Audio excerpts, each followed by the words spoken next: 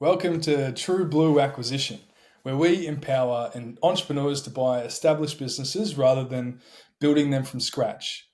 My name is Cameron Seal. I'm a former small business owner turned business broker, and now I run a boutique business brokerage firm in Australia. I am also on the hunt for profitable business opportunities as an investor. This channel aims to open source the entire process. Joining me all the way from Stockholm, Sweden, is my good friend Rasmus Nordling. Yes, that's me. I hope the summer is treating you well there down under, Cam, because up here in Stockholm it's snowy and below zero. So a little bit about me. I'm a software developer, but I also have this entrepreneurial mindset. So I'm very interested in businesses in all shapes and forms. And going back to our mastermind groups that we had last year, we've been keeping in touch ever since my time in Australia, and our conversations have naturally evolved into more of a from startups to acquiring businesses, because you're the expert out of the two of us when it comes to analyzing businesses and doing deals. So that's what I'm excited about learning this year to buy my first business.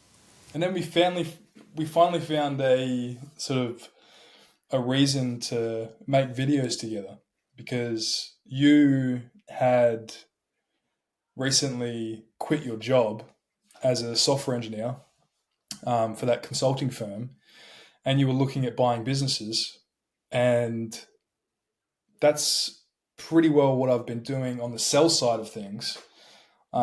We analyze businesses all day, every day. And but now with this channel, what I'm excited about is to get to analyze businesses from the buy side.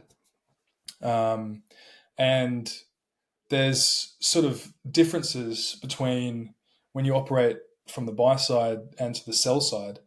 So there's things like different creative financing strategies that you can implement that as a sell side advisor you would never be for, because they're a bit riskier for the seller. But as a buyer side investor, these creative financing strategies can sometimes be the difference between you not being able to afford the business and being able to afford it.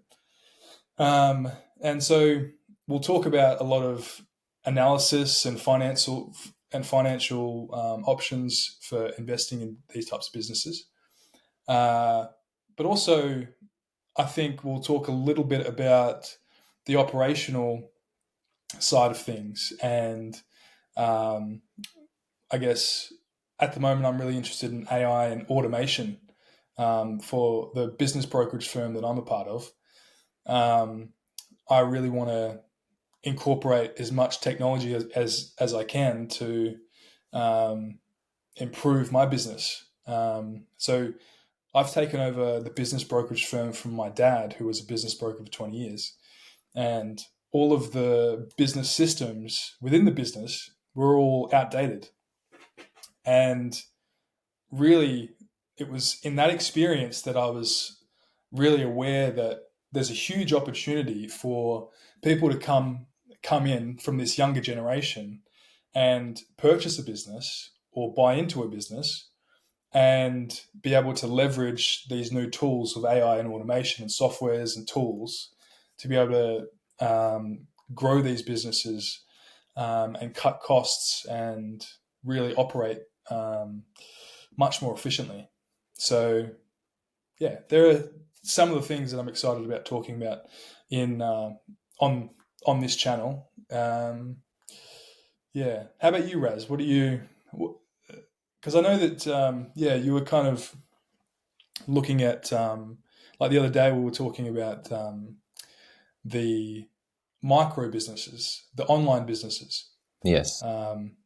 So could you talk to the audience about that a little bit more?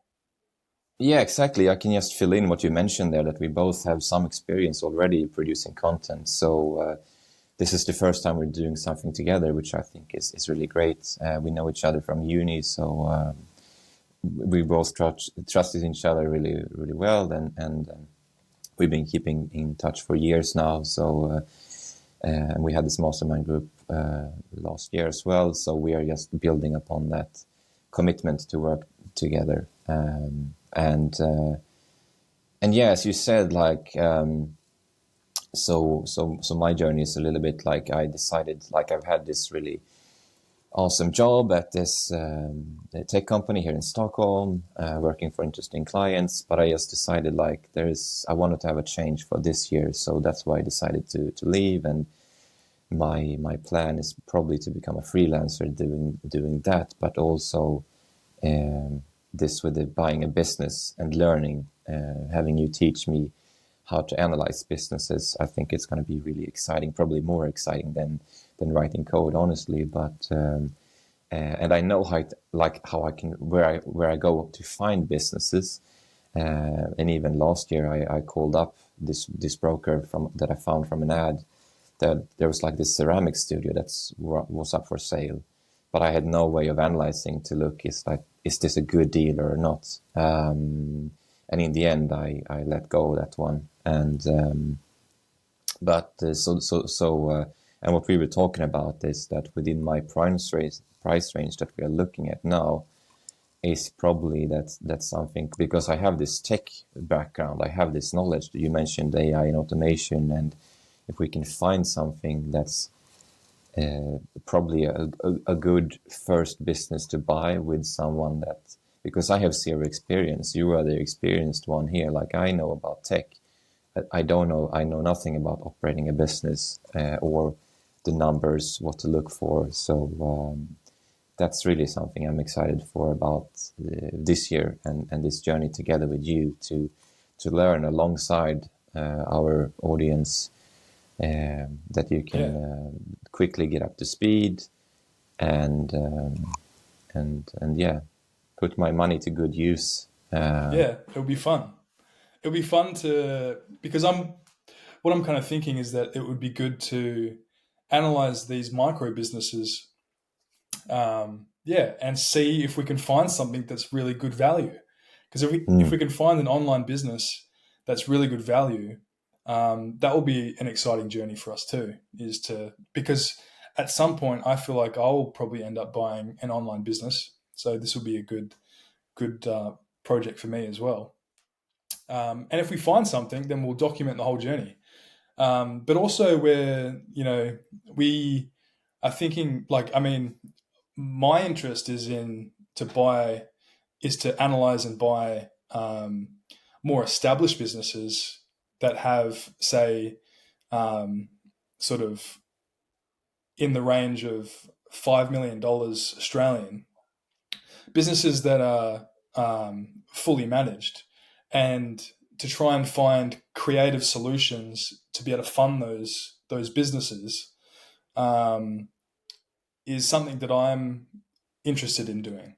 So there'll be a good mix of analyzing these micro businesses, and then potentially as we learn and as we better understand the different structures and the different financing options, we might be able to look into analyzing these bigger businesses and putting together proposals for these businesses, and then we'll document that whole process as well.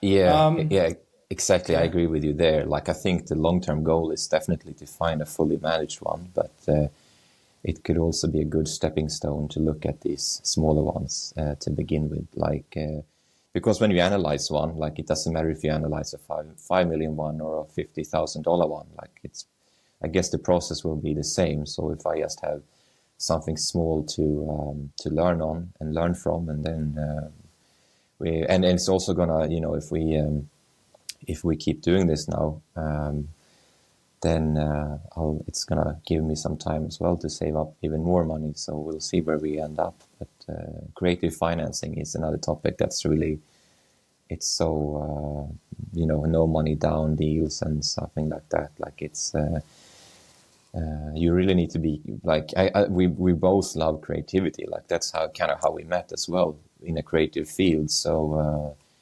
taking that creative aspects and putting it into like for the business, like another area that we're really interested in. I think it's really cool to go our own kind of way and not doing the traditional, route. Is going to be it's going to be pretty interesting, and Yeah. have both our perspectives on it as well. And yeah, hopefully we can share all of this with you guys, the audience. And if you find it interesting, or if you have any comments that you want to put in the comment section below of anything that you think might be interesting for us to make a video on, then feel free to put that down in the comment section. But until then, we'll just keep posting. Yeah, See ya. have a good one.